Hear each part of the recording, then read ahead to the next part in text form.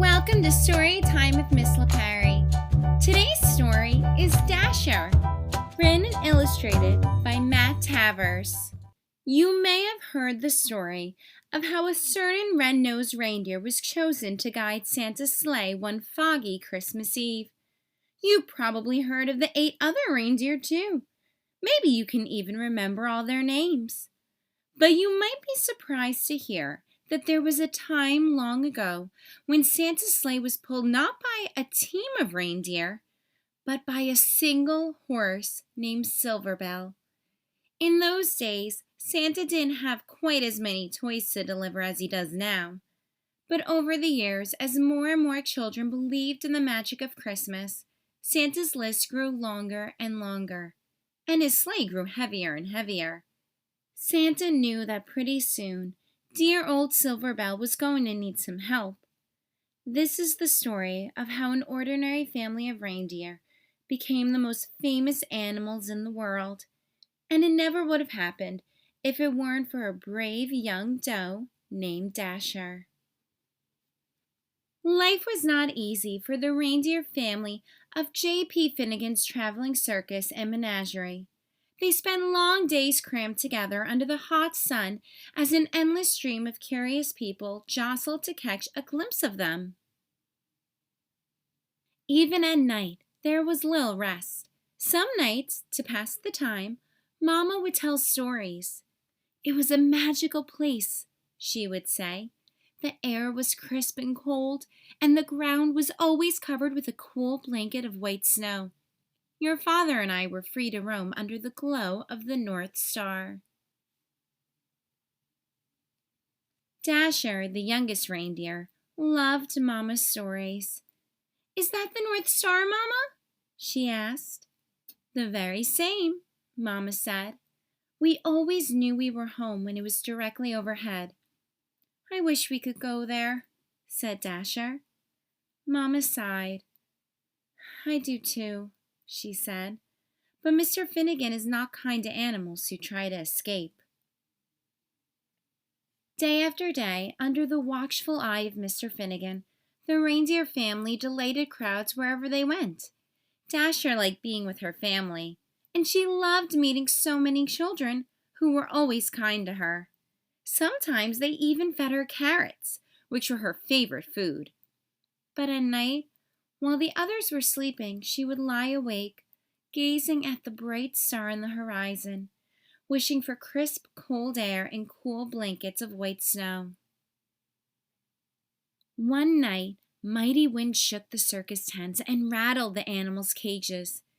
Dasher was wide awake, wishing on the North Star, when she was startled by a loud creak. The gate to their pen had swung open. Dasher could hear rustling from inside Mr. Finnegan's trailer. She glanced up at the North Star. She looked back at her sleeping family. She knew that this might be her only chance. Her heart pounded. She took a deep breath, and then she ran as fast as she could. On she went for hours, with the North Star as her guide. But no matter how far she traveled, it was still far off on the horizon. Dasher began to wonder if she would ever make it there. She thought about turning back, but she couldn't remember the way. She didn't know what to do. So she looked up at the North Star and made a wish. Just then, Dasher heard something in the distance, a soft jingling coming from the woods. There in a clearing, Dasher saw a man and a horse.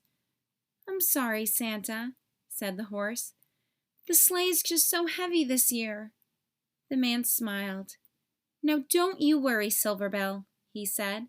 "We'll take all the breaks you need." "But the children," said the horse. "They'll be heartbroken if we can't deliver all these toys by Christmas morning."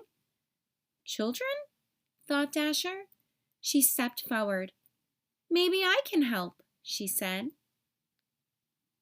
"Hello there," said the man. Dasher walked closer. The man smiled. "Have you ever pulled a sleigh?" he asked. Dasher shook her head. "I've never even seen a sleigh," she said, "but I pull a wagon just about every night." "Well," said the man, How would you like to make a whole bunch of children really happy on Christmas morning?"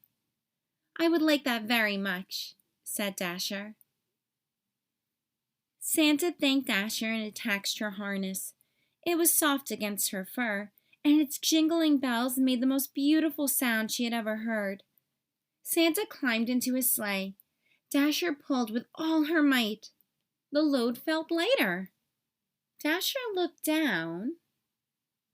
They were flying! All night, Dasher and Silverbell pulled Santa's sleigh through the air as Santa guided it from rooftop to rooftop, delivering toys to children everywhere.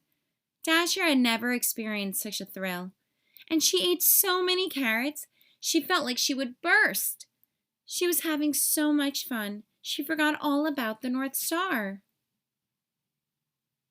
As the first light of dawn appeared on the horizon, they landed. The air was crisp and cold.